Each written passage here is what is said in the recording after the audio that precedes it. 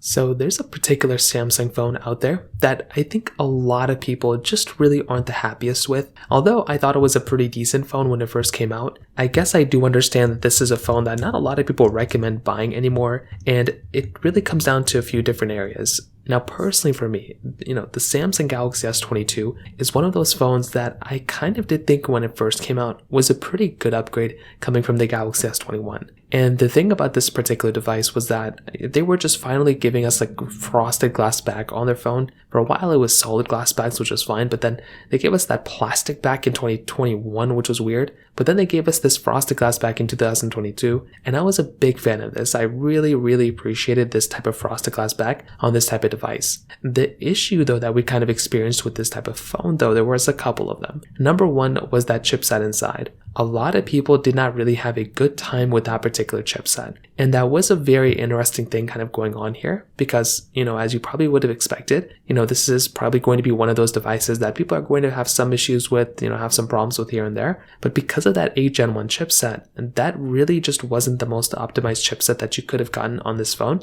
And that was in and of itself kind of an issue that we were kind of experiencing. So I think this in and of itself was a pretty big thing and it was a pretty big deal. So that personally to me was in and of itself a really, really big thing to kind of keep in mind. Although with my performance, it was pretty good. I could see how a lot of people would experience those types of issues. Now, on top of that, another very big thing that was going on here too was the battery life. When I first bought this phone, the battery life wasn't terrible. But nowadays, this battery life is really not good on the Samsung Galaxy S22. And I've seen a lot of people complain about this as well, and rightfully so, because this is a really big deal. When you're going through, if you're getting a new phone, or any phone for that matter, you probably want to get a phone that's going to be giving you better battery life, and this phone really wasn't going to be giving you that here. So this was in and of itself another one of those types of issues that you probably would have experienced on this type of phone as well. And on top of that, the other issue that we're experiencing with the Galaxy S22 was the smaller battery size and just the fact that this particular device wasn't really going to last as long as compared to something like a Galaxy S24. The S24 was going to last a significantly longer period of time